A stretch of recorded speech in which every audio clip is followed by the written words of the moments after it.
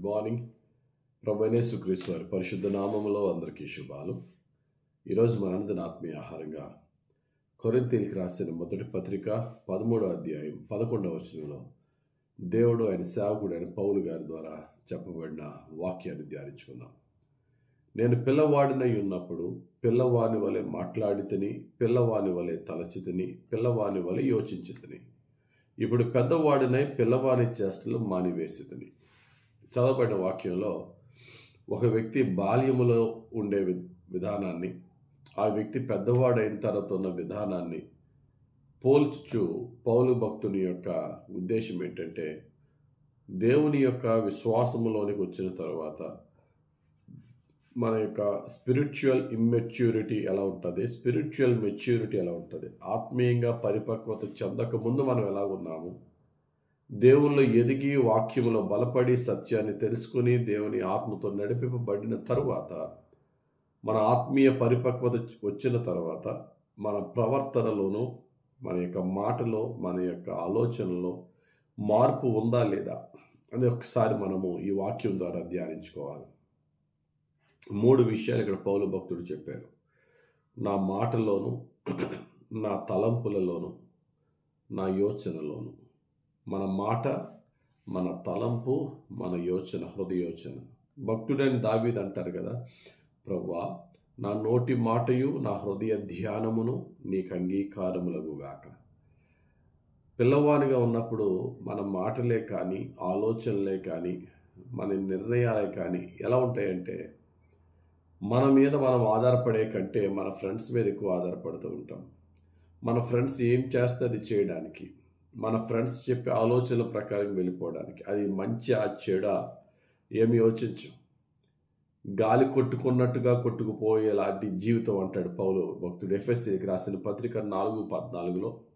అందువలన మనం ఇక మీదట పసిపిల్లలమై ఉండి మనుషుల మాయోపాయముల చేత వంచనతోనూ తప్పు మార్గమునకు లాగు కుయుక్తితోనూ గాలికి కొట్టుకొని పోవునట్లు కల్పింపబడిన ప్రతి ఉపదేశమునకు ఇటు అటు కొట్టుకొని పోవచ్చు అలల చేత ఎగరగొట్టబడిన వారమైనట్లుండగా ప్రేమ కలిగి సత్యము చెప్పుచు క్రీస్తు వలె ఉండుటకు మనం అన్ని విషయములలో ఎదుగుదము. ఇక్కడ పౌలు చాలా స్పష్టంగా చెప్పిన మాటలు ఇక్కడ మనం చూస్తున్నాం. గాలికి కొట్టుకున్నట్టు పోకుండా, గాలి ఎటేపు వేస్తే అటేపు వెళ్ళిపోకుండా, ఎవరు ఏం మాట చెప్తే ఆ మాట నమ్మేయకుండా, యేసును చూసి నేర్చుకుంటూ దేవుని ప్రేమ, దేవుని వాక్య సత్యాన్ని తెలుసుకుని క్రీస్తును పోలి నడిచే విధంగా మన హృదయాలను, మన మనసులను ట్రైన్ చేసుకోవాలి. అది ఎలాగా?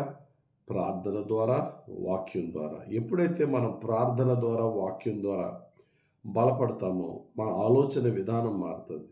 కాబట్టి ప్రియులారా, దేవుని వాక్యం చెప్తున్నట్టుగా మరి నూతన పరచబడండి, నవీన స్వభావమును ధరించుకొనుడి, సంవత్సరములు గతించుచుండగా మమ్మలను నూతన పరచు ప్రభువా.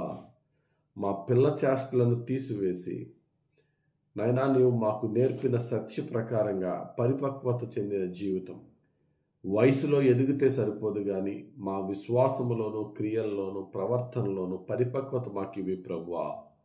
కొలసీలకు రాసిన పత్రిక 3:9-10 వచనాలు. ఒకనితో ఒకడు అబద్ధమాడకుడి, అనగా ప్రాచీన స్వభావమును దాని క్రియలతో కూడా మీరు పరిత్యజించి జ్ఞానము కలుగు నిమిత్తము దానిని సృష్టించిన వాని పోలిక చెప్పున నూతన పరచబడుచున్న నవీన స్వభావమును ధరించుకొని ఉన్నారు. ఈ వాక్యాలన్నీ కూడా మనం ధ్యానించినప్పుడు దేవుని యొక్క ఉద్దేశం మన పట్ల ఏంటంటే, నూతన పరచబడండి, పాత స్వభావాన్ని విడిచిపెట్టండి, అబద్ధాలాడుట, మోసకరమైన క్రియలు లేక అల్లరితో కూడిన ఆటపాటలు విడిచిపెట్టి వాటిని పరిత్యజించి క్రీస్తుని పోలి నూతన పరచబడండి. ఈరోజు ఈ వాక్య ధ్యానం ద్వారా ప్రభు మనందరితో మాట్లాడుతూ మన చైల్డిష్ వేస్ని, పిల్ల చేష్టలను విడిచిపెట్టి మాట యందు, యోచన యందు, మన తలంపుల యందు నూతన పరచబడి యేసుక్రీస్తును పోలి నడుచుటకు పరిశుద్ధ ఆత్ముడు మనందరికీ సహాయం చేసి మనల్ని నడిపించును గాక. ఆమేన్.